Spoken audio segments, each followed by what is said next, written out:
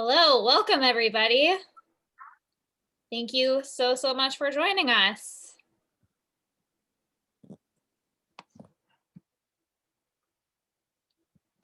Now is that fun, awkward time where we're still letting people in. So feel free to make yourselves comfortable, get a snack, a drink, fluff up your seat cushion.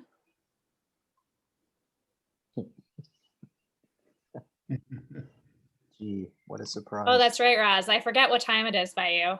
I'm like, wow, it's early for wine, but actually it's a Sunday, so every time is wine time. Hi, David. Hi, Mom.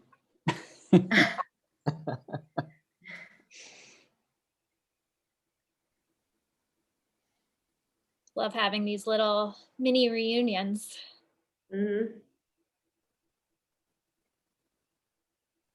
Mike, is that coffee you're drinking? It is coffee.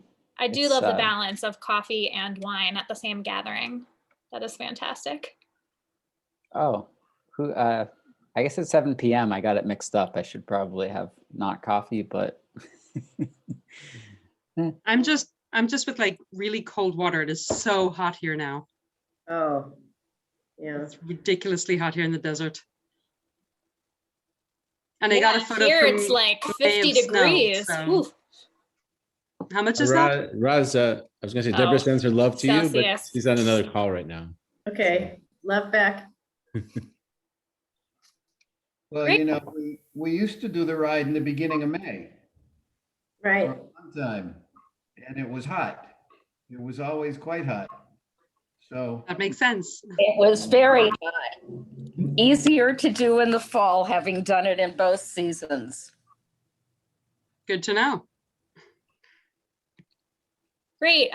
We're probably still going to have people coming in throughout, but I would love for us to get started. I'm going to give my 10-second Zoom best practices. I find that it is best if you are not talking to keep yourself on mute, just so we don't have a lot of background noise and we're able to hear everybody.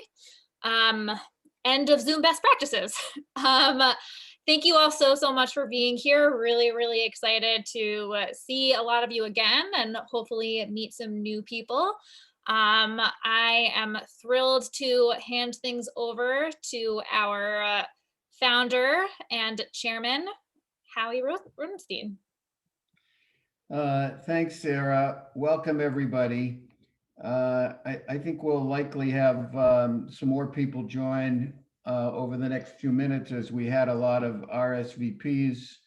Our goal here was to do something different than our standard info session, and really to spotlight a number of our alumni who have made Aliyah sort of after the ride. Not that we're taking full credit for anything that happened, but and so we're going to go through. First, we're going to go through and let everybody introduce themselves just very briefly, and then we'll talk about. We'll let each of them talk about sort of their experience, and then open it up to questions. And to the extent that there are those of you who haven't been on the ride that have questions and want to learn the things that come in a sort of a standard info session, we're going to do it. We're going to do it at the end, and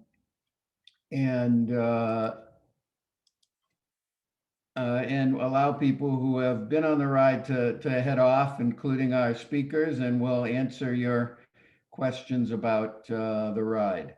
So I'm just going to call on people. Maybe if you could introduce yourself, tell us whether you've been on the ride or are signed up for 2020, and what brought you here today, just very quickly. So I'm just going to go around the room according to my screen. Let's start with Adam.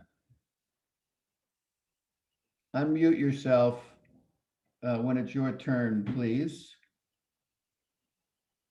Hi, I was on the ride maybe about 7 years ago or so. So my friend Mason Rappaport suggested that we go on it again. And so I'm looking forward to it. I'm curious though about how definite we are about doing it, air flights into the country, et cetera, et cetera. So I haven't even bothered to ask anyone for fundraising because I don't even know if it's going to go on and whether we're going to be able to get flights into the country. Great. We'll talk about that a little bit. Yep. Bonnie? Hello. I was on the 2014 ride and I went for a month and stayed for a year. So after my planned trip for the 2014 ride and my 2 weeks stay afterwards, I came home, put my stuff in storage and moved back to Israel for all of 2015. So thinking maybe it's time to go back again and visit or help or participate in the ride. Over. Ruth?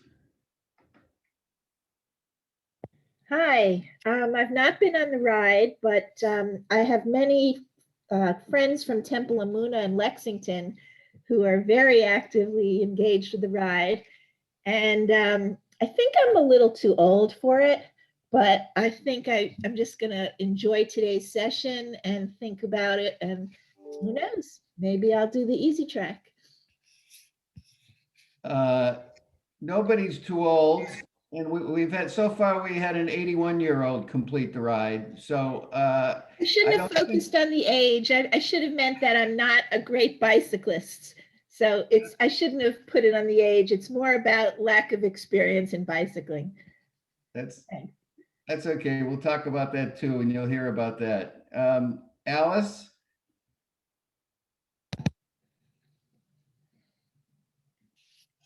Alice, can you hear me? Okay, let's go to David Barash. Shalom. So I am in Milwaukee, Wisconsin. My wife, Deborah, and I are in Milwaukee, Wisconsin. I'm a chazan, a cantor here. And we went on the 2017 ride. And also in 2019, we brought a group from Milwaukee of about 13 people. And two of the people that went were my father and my mother. And my father did the ride with us. And he wasn't 81, but he was 80. And he's a bicyclist, but it is, I'm sure we'll talk about it. It's something that anybody can do if you have a little bit of training. And so I encourage you, Ruth, to join and think about it. It's also a wonderful experience to see our friend Ros every time we go back to Israel, and we're hoping to go again in 2022. So. Thank you. Daniel. Yes, hi. I'm a good friend of Amy and Joel Goldman, who've been on the ride. I haven't been myself. Belong to the same cycling club, Westchester Cycling Club. I haven't done much cycling for obvious reasons in the last year and a half or so. It seems to be a challenging ride, considering the daily mileage and the average speed. And this is what I'm trying to find out, what's the flexibility on that, and a few other questions. Great. Eileen.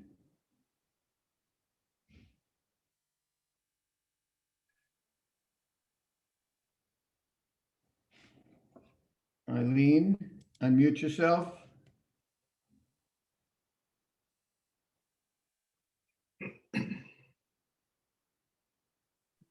We can move on to Alan Friedman.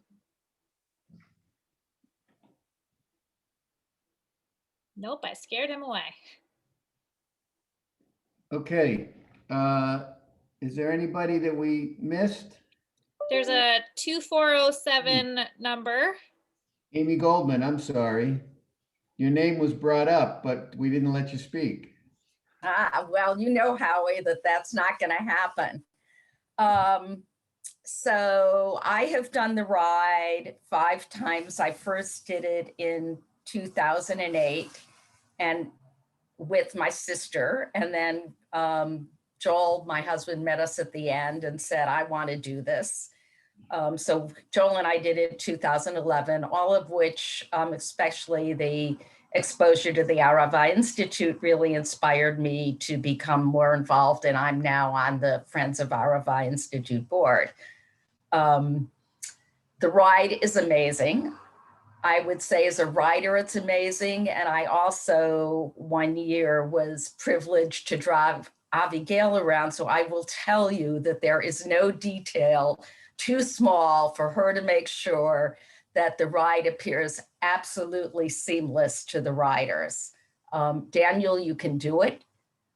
We will train you, but I will let other people speak. There's a range of riders, and certainly in the group that does the shortest mileage, there's also a range there. People that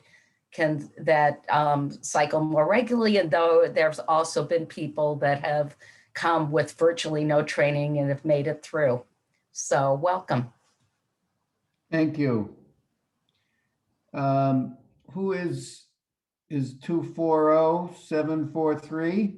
Are you there? You want to introduce yourself quickly? Is that me? It can I be don't you, know, but Maureen. Maureen, you can introduce yourself. Hi, I'm Maureen. I joined late. I apologize. I was riding on the Palafondo and then I had to do a COVID test for someone, so I joined late. Well, welcome. So one of the questions on everybody's mind is, what are we going to be out? Is the ride going to be able to happen this year? And we believe if things continue in the direction that they're going, that we will be able to do the ride. There are still a lot of things up in the air. The rules in Israel have just changed. They will change again, and they will probably change again before October. But all signs are pointing towards, with the vaccination progress, both in Israel and the United States, and I think it's likely that we will have vaccinations as a requirement. We think we're going to be able to, and we need to be able to deliver a ride that brings the things that we're used to doing. And we're very optimistic that we're going to be able to do that. People are asking me, should I make flight reservations? What should I do? Or should I start raising money? Or all those questions. And of course, nobody has the perfect crystal ball as to what tomorrow is going to bring in these crazy times. But the indications seem to be positive, and that's the direction that we're moving in. I will also add on to what Howie just said, that we did update our policy so that if the ride is postponed or canceled due to COVID, we do have a refund policy or a full rollover of fundraising and registration to the next year. So if any cancellation costs are a concern, be concerned no more. So this will be our 19th ride, although our 20th year coming up. And I'm happy to introduce as the first panelist, one of the 37 people that accompanied me on the first ride, and who's wearing the Israel Ride shirt that we put together for the first ride when we had no idea what we were doing. And it was, anyway, so I'm going to introduce Ros Roushay and really let her tell you her story as the first one of our spotlighted riders. Hi, I have so many things that I've been thinking to say that I don't know where to start, but clearly I made Aliyah in 2007 and I did the Israel ride in 2003. And it wasn't the reason, but it was part of the formula that got me to Israel. And as Howie said earlier, before some of you joined, that the ride used to be in the spring. And I remember to this day, and I'm sure David Barash was there, that going to the community Yom HaZikaron ceremony in Milwaukee following the Israel ride, and I felt completely depleted. I was exhausted, and all of the energy that I had used from the ride, it just kind of got there. And then here it was a surreal moment to be sitting back in Milwaukee, having been on this extraordinary ride where we also observed Yom HaShoah, which was incredibly moving from a personal story of one of the riders. And there was something very cyclical and very holistic about the fact that it was something that was coming around. And now I'm so pleased that so many people from Milwaukee have joined the ride since that time. It was a leap of faith for me to do it. I felt that I had been to Israel many, many times, and I wanted to do something different. And I always think of the art of Zen and the art of motorcycle maintenance when I think of the ride. And I think about riding through the Machtesh, and I think about the notion of being inside of the scene instead of being outside looking in. And that's always been the metaphor that I've used for the experience of being really inside of the place. You become one with the place, one with the country. And it's just something I'll never forget. And some of you might have read about this, but right before, I was a new bike rider when I did this. I'm very athletic in general, but I had never biked. And I saw this and I decided I'm going to do this. I started spinning at the JCC. And I had never used clips before. So I get to Israel and I have clips and the whole business, and I'm riding, and you have to have your first fall with clips. So mine was right before Stay Beaucaire. Somebody said to me, look, and I looked and I stopped pedaling and I fell over, and I have a huge scar right now from that time, but I remembered Stay Beaucaire and I remember the ride from that experience. So I view that as just a beautiful metaphor for, kind of the energy and the physical effort of being part of the ride and it carrying forward in the rest of my life. Since I made Aliyah, I've worked in the field of Israel travel, educational travel. I've worked at 2 different companies, and I've been thrilled to work one time before with the Israel Ride, doing a pre-trip experience, a culinary experience. So hopefully that will happen again this year. And all of these experiences have led me to this point where I made Aliyah, and I found that I was doing something that combined all of my experiences with Israel in the past. So I think that it's a mind over matter. Come on the ride, come and be there and put yourself into it. And it's rewarding. And it's also, I remember the night at the Arava Institute and some of the students who were part of that night and part of the ride and involved in the ride. And just people who we didn't know what we were really doing. There were 37, it was new. We improvised, and I'm fortunate to be in that first group. I feel very fortunate, and I treasure this jersey. And as soon as I feel like I can ride in Israel without getting killed, I will. I mean that by myself, not with the group. With the group, it's magnificent. So I don't know what else to say except that it was a really impactful experience, one of the peak experiences of my life. Thank you. Thanks, Ros. And we'll give Ros a chance a little later to tell us a little more about the pre-ride trip that she's planning for this year's ride. Let's move on to Ken. Well, thanks everybody in the Israel Ride for putting this together and for including me and inviting me. Thanks, Ros, for mentioning the clips story. I have one of those of my own. I was not a cyclist, but I was also athletic, and I was looking for a way to celebrate a major birthday that was coming up in 2016, and also to celebrate the fact that I had recovered from a significantly serious medical procedure, and I had heard about this thing called Israel Ride. I had no idea what it was, but on Israel Yom Ha'atzmaut in Denver, I went on the Israel Walk, and I saw somebody had the jersey, and I walked with him, and he told me all about it for about an hour and a half, and I said, "Wow, that sounds amazing." Jonathan Miller is his name. So I said, that sounds like something it fits the bill for me.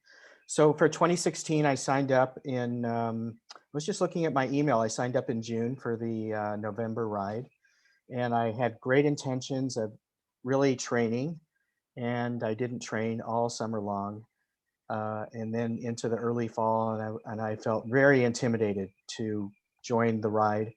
But a friend talked to me about why did I sign up in the first place, and I told her, and she said, "It sounds like you really want to go back to Israel." And I said, "Yeah, that was really the main reason that I signed up for this, was an opportunity to see Israel from a bicycle seat, which I had never done before." So she said, "Well, I think you should really go." And so with 2 weeks left, I started my training in the middle of October. And I was successful in fundraising as well. And I showed up in Jerusalem, and here we are. I got onto the ride. And I said to everybody, I'm kind of pretending to be a cyclist. I'm really not one, but if you give me a jersey and shoes and clips and so on, I'll go along with this ride. I signed up in the middle group in terms of distance, because I knew I wasn't going to be in the fastest group that was going to go 60 to 80 kilometers every day. And I was very proud of myself that I finished the very last rider for the first 2 days, but I finished. And then I switched to the slowest group, which added about a half day of riding and then a bus tour with Bill Sloat as the tour guide every day. And that was also just a really great experience to go to ride with a group, and then also to have a really educational tour. The scene behind me is Sde Boker, like the scene beside Howie is the Negev. And I think there's no experience like seeing the Negev from the seat of a bicycle. I loved what Ros said about putting yourself in the picture. That's exactly how I felt. And all the times I'd spent time in Israel, this was by far the most unique experience. And in that ride in 2016, we spent Shabbat in this little town on the edge of the Maktesh called Mitzpeh Ramon. It's a throwback town from the development days of the 1960s and 70s, and I don't think it's really changed that much from the 1960s and 70s. And just fast forward, in 2019, I needed a break from living in the US, and I moved to Mitzpeh Ramon. And when the Israel ride came through in 2019, I met them at the hotel, and they were nice enough to invite me to talk to the group at the hotel on I think it was Erev Shabbat. And I said to them, in 2016, I was standing where you are, listening to somebody talk about the Israel ride, and now I'm standing talking to you as a resident of Mitzpeh Ramon. I never could have believed in a million years that I would be living in this town, but here I am. And I made Aliyah. I completed formally my Aliyah just in this past December. Now I'm a resident of a town called Herzliya on the coast. But I was just down back in Mitzpeh Ramon and the Ramat HaNegev region about 2 weeks ago. It's a very unique and special part of Israel, and the people who live there know that. And they take a lot of pride in that. And I think that's one of the special things about the Israel ride, is the opportunity to spend that time in that part of Israel, in not just on the ride itself, but on the stopovers and the night, of course, Kibbutz Keturah. The rest stops are all very, very special. So I had never ridden in clips ever in my life, but I was told by people that really makes a difference on the hills especially. So I bought the clips and I practiced a couple times on grass in Colorado where I was training. And I fell a couple of times on grass in Colorado, but I thought I could do it. So I got to Israel and I was like, I'm putting the clips on, let's go. And I successfully was able to ride day 1, day 2, day 3, day 4, day 5, day 6. We pulled into our final location of a lot. I'm riding down the street, and we got to the hotel where we were going to be staying, and everybody stopped. And that's when my bike went. I made it all the way to the final stop, and that's when I fell. Luckily, I don't have a scar, but I have a great story, I think, to share. So I'll just stop there, and happy to answer any questions about the ride and my experience, or living in Israel, the Negev, the Israel Ride team, just whatever you would like. But thanks again for including me in this. I really appreciate the opportunity. Thanks, Ken. I also do want to add in that most of our rides are injury-free. So if that is a concern, just know that we have a very good track record, but we also have a great medical team. So if that was a concern for anyone, I just wanted to make that clear. Great, thank you. Mike, why don't you tell us about your story? Sure. I'm Mike. The second time I was in Israel, I think, before I left, I Googled Israel environmental studies, and I saw the Arava Institute. I think this is in 2010, 9 or 10. And I thought, oh, cool, I'll stop by and see the Arava Institute and learn about kind of the energy research that's going on there. And Tarek, who's the new director, was nice enough to meet with me, and it was a while ago, so I can't remember exactly what I did, but I met with a lot of the nice people at the Arava Institute. And yeah, at the time, I was my second time in Israel, and I had felt at home in Israel in a way that was different, in a way that I felt at home in Pittsburgh, where I grew up, or in Chicago, where I think I was living at the time. And I thought, okay, well, it's good to know about the Arava Institute, and perhaps one day I'll move here. And fast forward a few years, I got an email from the Arava Institute that Mandy Patinkin was hosting something.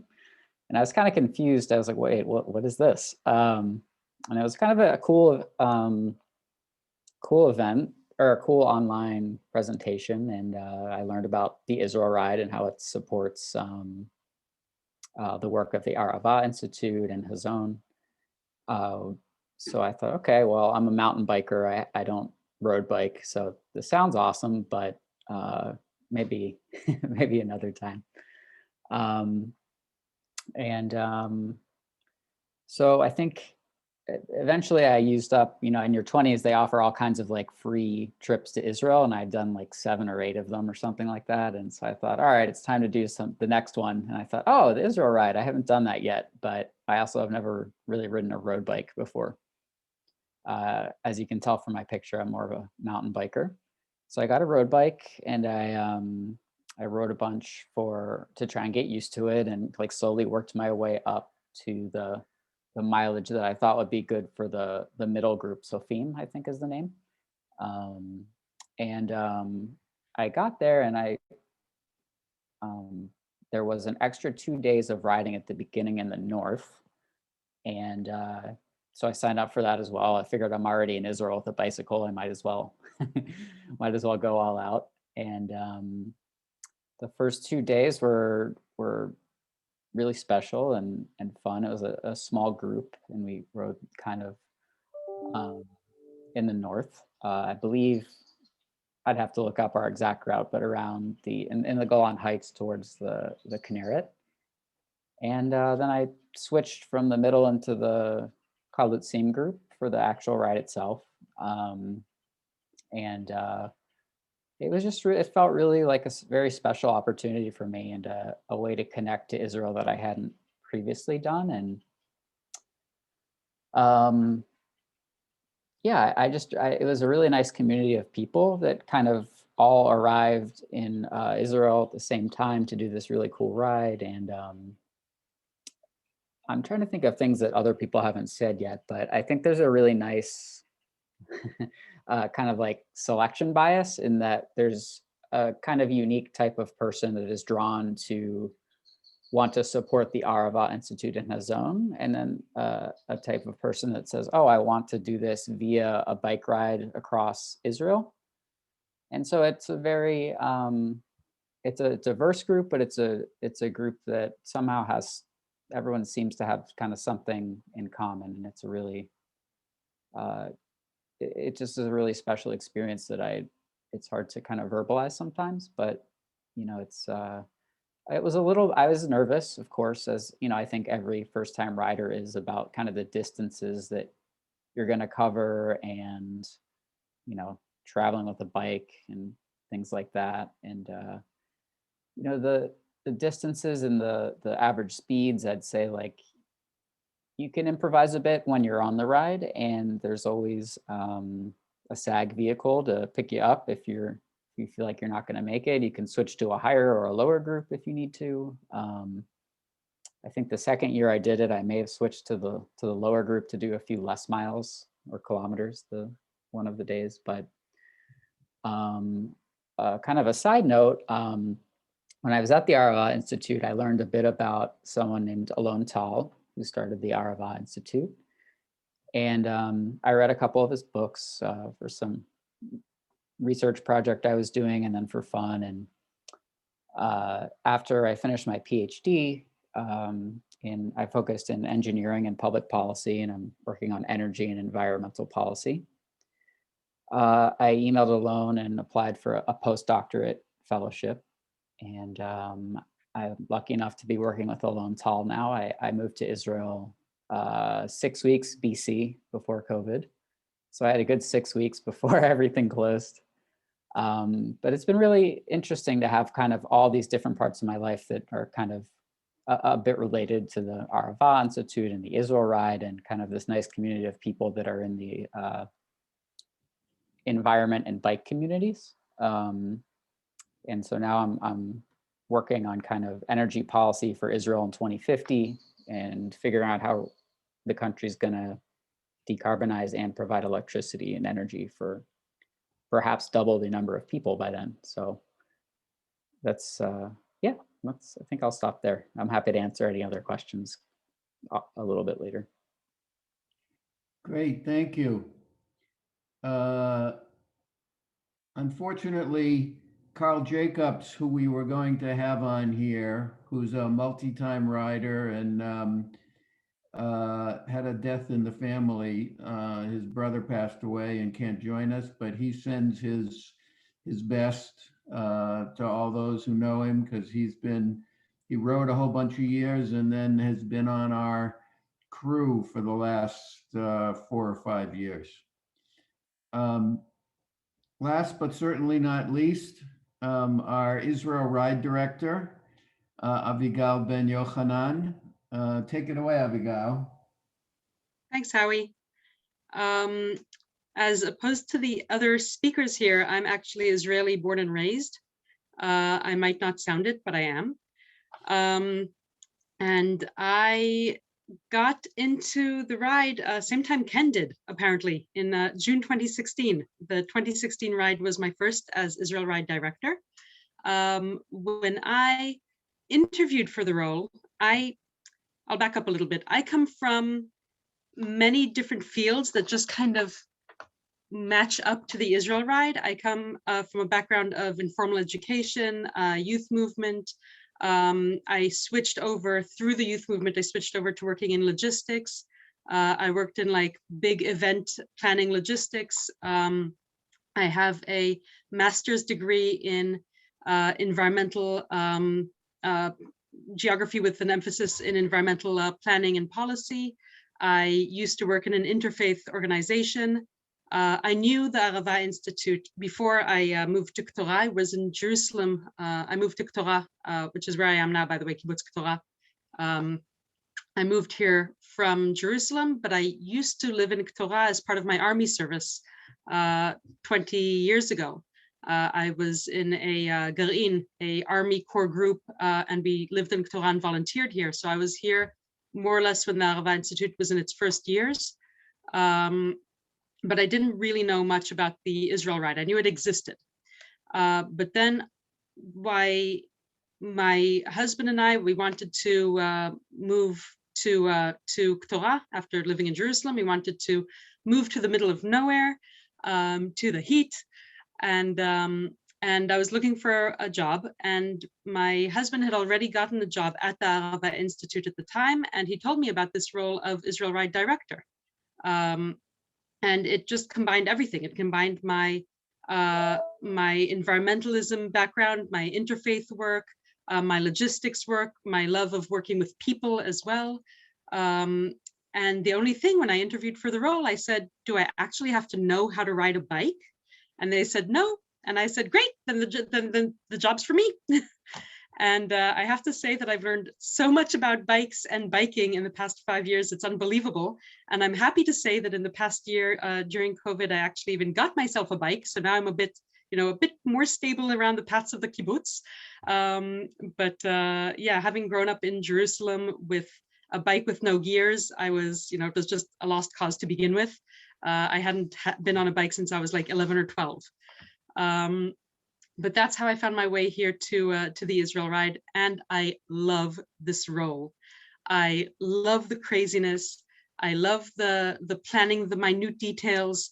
I recently, the 2020 doesn't count. In the middle of 2019,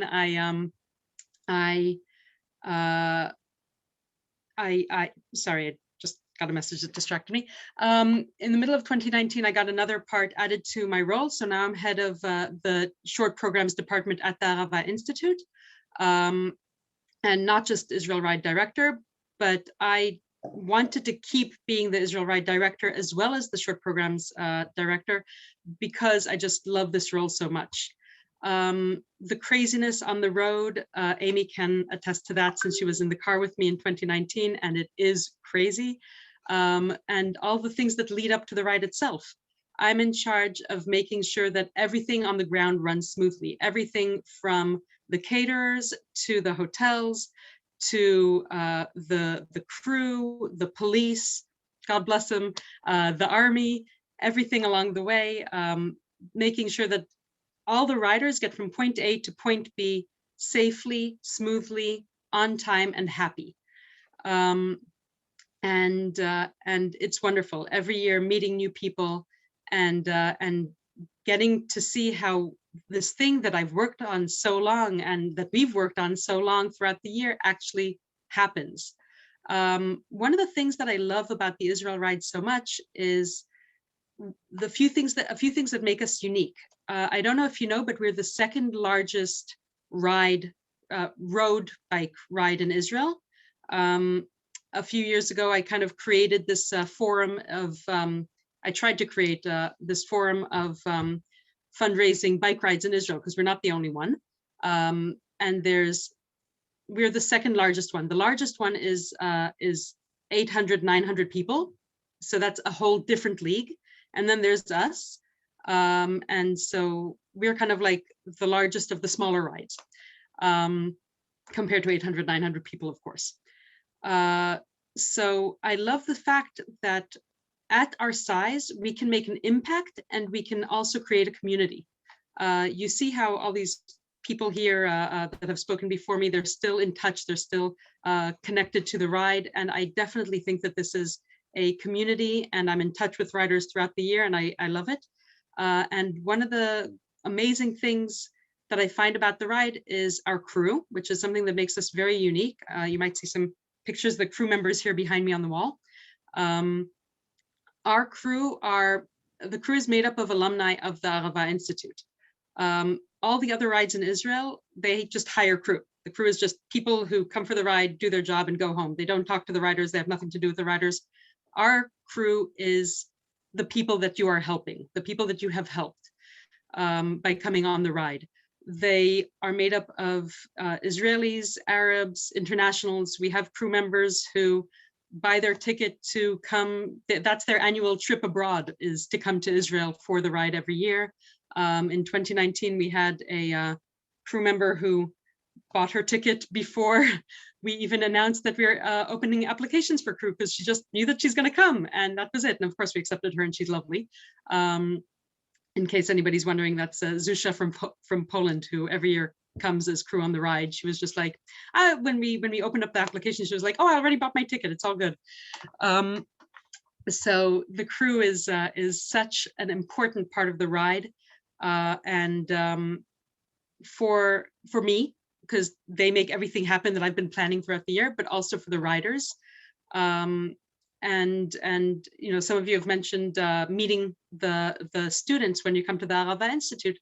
That, of course, is also very, very important, meeting the current students, but the crew who are with you on the ride for the whole length of the ride, you can actually make real connections that way and see where they've come since they were at the Arava Institute. We have crew members who are doctors, who are, you know, family people, who leave their life for a week in order to come and work on the ride. People who work in government. We had one of the higher ups, one of our alumni who's become one of the higher ups in the environmental department in Jordan, came as crew on the ride, and it's amazing. And another thing that I love about the Israel ride is the educational aspect. Not just the crew that help build a community and help you learn a bit more about life here in the region, but also the fact that I mean, one of you mentioned Bill Slott, our tour guide.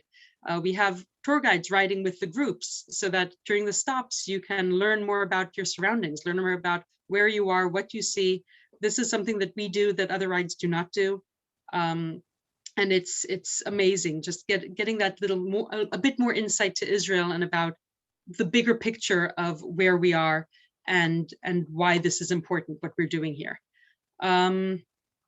I think that's it for me. Oh, in regards to the ride for 2021, as Howie said at the beginning, it really does look like it's going to happen. I was so upset, obviously, last year that the ride didn't take place. We had an amazing virtual ride instead. Thank you to Sarah and our team at Chazon and Friends of the Arava Institute who pulled that off. But even for me here, not having the actual ride was so difficult. It was like, what am I supposed to do with myself now? And I organized some of our lead riders who are, some of them are alumni of the Arava Institute, and some of them are have become so connected just from being lead riders on the ride for so long. So they came down here and we had like a mini ride, just some of us we rode the last day of the route down into Eilat and filmed it for the virtual ride, which was really fun. Even if we couldn't have the whole ride here, that was something. And I'm so looking forward to working like heck and making the 2021 ride take place again this year. And of course, I'll be happy to answer any questions that you might have soon. Great, thank you, Abigail. Why don't I just open it up for questions, if you want to, and they can be questions about any of these folks' experience or questions about the ride in general. Raise your hand or put up something. David, go ahead. Did you? I don't know if you shared about Barak and his what he had said about the ride and that he missed it also this year. Can you share that? Barak is our head mechanic, and he and his father have been our mechanics since the very first ride. And he's got a team with him that are amazing. Again, mechanics that he gathered together, and they come to the ride and they love it. And he was, I don't remember exactly what it was that he said, David, but it was during the virtual ride orientation that I said to him, kind of last minute, Barak, join the orientation, say a few words. And he ended up speaking so beautifully about how he missed the ride so much and how this is a part of him that he looks forward to every year. And it was, do you remember, David? It was just so touching. I wasn't there, but I know how, but what I remember is that he said he participates in many of these rides, but this particular one, Howie, isn't it something like that? Yeah, I mean, this is a guy who, that's his business. I mean, he runs rides for his business. He runs rides for all kinds of people all year round as mechanics, as bike organizers and the like. And he said, this is the one that's really special to him because of you know, what I think you've heard a lot of is community. And when we started this, we really had no idea that it was going to come out this way, but we've created this community. I mean, in personally, it's like, I feel like I have two lives. I have like my normal life, like we all have. And then I have this other life that's the Israel Ride. And I know hundreds of people because of it. I have hundreds of relationships. I share these things that we all share in this special kind of way. It's just great to have people in the community. On a typical ride, we have about a third of the people who are on the ride are returnees. And about 2/3 or 60% are first-time riders. There's plenty of new people, and the returnees are not, it's not the same people every year necessarily. We have a lot of people that come every other year, or people that will come 2 or 3 years in a row, and then stop for a little bit. But it creates this community that's just really, really special. Anyway, other questions that people have, other questions about the ride that you'd like us to address? Amy, go ahead. Yeah, I just want to add a couple of things. Nobody's really talked about it, but one of the concerns that often comes up is about safety. And this is an incredibly safe ride. I mean, Abigail alluded to it, that the ride's constantly in touch with the Army and with the police, but there's also a concern for basic bicycle riding safety. And one of the things that the ride does is that it does talk about the route and also talk about basic bicycle safety rules of the road, so to speak. So to me, like I'm in the same club as Daniel, people who've joined me on Westchester Cycle Club rides will always comment about how safety conscious our club is. The Israel Ride is almost as safety conscious. And that's, that as a rider, that's really important.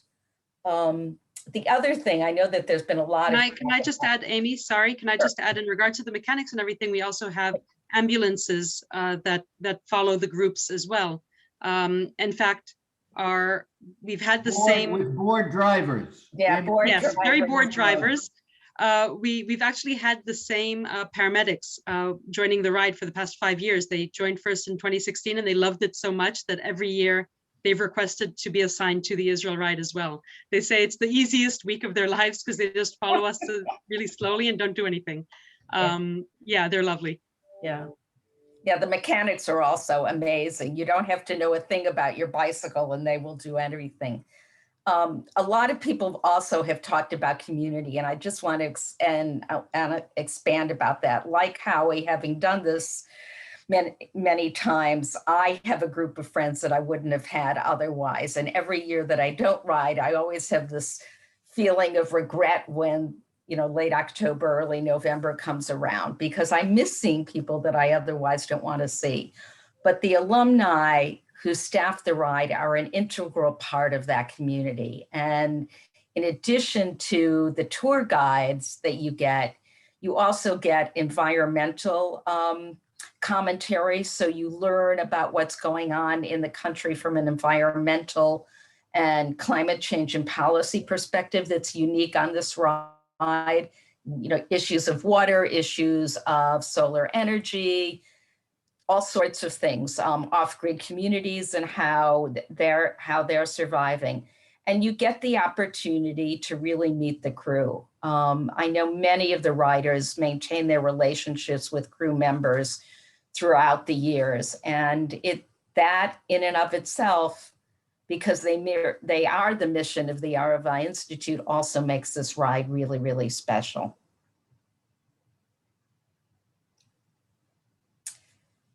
Good, Daniel? I have a couple of questions. Obviously, I'm very excited about the prospects. On the other hand, I want to stay realistic. I just want to know, number one, would there be an option to alternate between touring and biking, just in case? Is there such an option?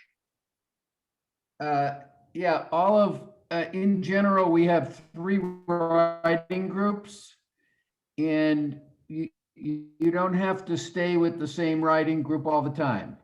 So you can move amongst riding groups. There's one overnight where the groups are in separate places, so you have to make a 2-day decision. But yeah, and we encourage people on that first day to try and push yourself a little bit and see where you fit and see where things are going to be comfortable. But yes, people can move around amongst the groups. Absolutely. Through the biking groups you're talking about. Yes. Well, the slowest biking group they ride in the morning and then they tour on a bus in the afternoon. Right. So that's the slowest group. They ride and tour, and you can switch. You can do one day with the middle group only riding, and then the next day with the slowest group where you also tour a bit. And we do have one group of only touring, which is friends and relatives of the riders who come and they do only touring. They're not riders. They're called the Chaverim. A lot of people call that the smartest group, not the slowest group. The other question is this. As I said, I'm realistic. I would be, since I haven't ridden for at least a year and a half in any significant way, I would be going with the slowest group. Now, the other question is this, and obviously you addressed it in one case, in case I'm unable to complete the ride, because obviously there is topography, distance, speed, all of this taken into account. I understand there is sort of a van that would pick you up. Could that be done systematically, or would that be done only once, or what? If I couldn't achieve more than 20, 25 miles or whatever, just want to know. It's no problem. There's always a sweep vehicle in the back. So even if you've gone 10 miles, you're a little tired and you need a break, get on the sweep vehicle, move ahead to a few miles to the next rest stop, and then if you're ready, get back on and join again. So absolutely, all of that is doable.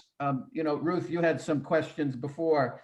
We have a tremendous variance in riding skill, and we try and accommodate all of those things, so that we have both riders who love the idea of riding a century and being challenged and going faster and faster and chasing and racing each other up the hill.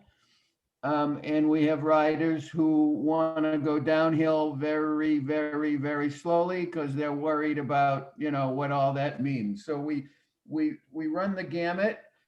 We do say that from a training standpoint, you should be able to work up to riding 30 or so miles to join us. And that group, we generally talk about it as being at a 10 to 12 mile an hour clip on rolling hills. It's different when you have big hills or different kinds of terrain. We've found that people find their place in a nice way. And what you'll find is that you'll oftentimes end up riding with the same people, because those are the people who are riding at your pace. And it's a nice way to get to know people.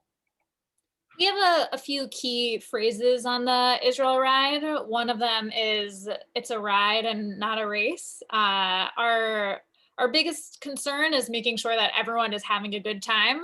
If at any point you are done, we are not going to force you to do anything. And you can at any point get on a bus and call it a day, or call it an hour, or whatever it is that makes you happy. We would never force anyone to do anything they did not like. Our biggest concern, like I said, is just making sure that everyone is having a good time. I can add something really quickly. And I was really pushing myself to be in like the speedy group. And, one day my stomach started hurting. And I was like, well, I can't ride anymore. So I just told the Israel Ride staff, and I got to ride in a van for the rest of the day, and it was not a big deal at all. So I think that any rider, for any reason at any point, there's always the option to hop in a vehicle to get a ride. I was worried about that as well before the ride, but I don't think there's any reason. Well, I wouldn't worry about that again if I were to hop on the ride, even if I hadn't trained for it, because there's always that, people tend to surprise themselves. They think they may need the SAG vehicle to pick them up, but they end up, I think, one, not needing it, and two, if they do, it's really not such a big deal. You just kind of hop on for a little while until you feel like riding again, and you could even skip a day of riding if you want. So it's really flexible with what you want to do, and it's really not no one really is going to judge you or care whether or not you rode any part of all or none of the whole ride. Like no one really pays attention to that kind of stuff, in my experience anyway. So please don't worry about that. I will also share that we do offer resources for training that we'd be more than happy to share with you. And we also help people organize local or virtual rides for both training and getting to know people before the ride. So we'd also be more than happy to help with either or both of those things. Yes, Ros. I want to just add that, and I'm sure that it's all chad kama v'kama now. So much better now. The food available is generous and often, so you're fully nourished and hydrated all the time. And I want to go back just in terms of the safety. I think you don't, you're in a bubble of safety, and suddenly, without even expecting it, the police are escorting you into Ashkelon or something like that. So you understand right away that you're in a very protected situation that is like a hermetically sealed situation, which is the privilege you have of being in a ride like this and in a group. So Ros came upon, I'll tell you, our biggest complaint over the years about the ride, and that's related to the food. And it's that I thought I was going to lose weight. I came and I didn't lose weight, even though I worked so hard because the food was so good. Howie, say the word and I'll order less good catering this year. It's fine. Ros, maybe as long as we're talking about food, tell us a little more about, Ros's company has been chosen every year. We offer some pre-ride tours and some post-ride tours that are optional for people to participate in. We sort of organize your participation, but don't run the tour. Private companies run the tours. And Ros's company is going to do one for this year. So tell us a little more about that. My company, the company where I work, my title is lead storyteller, which is basically the content manager for building programs and itineraries. It's called Via Sabra, and we have a specialization in culinary tourism, and have been, I won't go into it, but we're we're the best culinary touring company, if I can be modest. And we, I don't even remember what year it was, 2017. We did we did a pre-ride culinary tour with an emphasis on in the north, where it will be again, because it's an opportunity to tour in the north. Also to be in a more intimate situation in terms of touring for people who have been to Israel a lot, but we want you to have an experience of multiculturalism, history, environmentalism, sustainability, and culinary richness through a culinary tour. So our tours are not, you're not just going to eat a lot of food, but there's content along with each program, along with some great food. This year, we're planning to go to Akko, to the Galilee, to a winery, to a beautiful chef's dinner. And I hope that you'll consider joining. I will say, though, that this tour is not the same as the one that Mike mentioned earlier, which was a ride in the north, like a pre-ride, additional ride in the north that you could choose. This is going to be a tour. But This yeah, is like, the itinerary looks this, what yummy. do you call it when you eat a lot before you ride? This is Stomach the, ache? the Carbo loading. carbo loading. This is carbo loading. David, I just wanted to also chime in about along the way. It's sometimes you think, oh, 30 miles, I'll never be able to do 30 miles or 50 miles or whatever it is. But they're really, it's a number of shorter distances punctuated by rest stops and pit stops, so that you ride maybe 15 miles and then there's a pit stop set up on the side of the road. Magically, the Abigail and her team, there's an oasis of food and things, bananas and sunscreen that you can put on, and all kinds of, again, to kind of keep you going. Water. There's this little tablets you can put into your water to kind of give you some more electrolytes. So so you ride maybe 15 miles and then you stop for a moment and kind of load up a little bit, and then you go on to the next, and maybe if it, depending on which group you're in, but then it might already be the lunch stop, and then you might go again and there'll be another. So if you can do 15 or 20 miles at a time, and feel comfortable with that, take a little stop and then do some more, you can think of it that way, because it makes it very doable. And again, they're thinking of our safety and of our food safety, is, that we're not going to pass out, and we have enough water along the way too. So that's very helpful. great. Anyone else And have any other also, questions? I wanted to add about our hotels.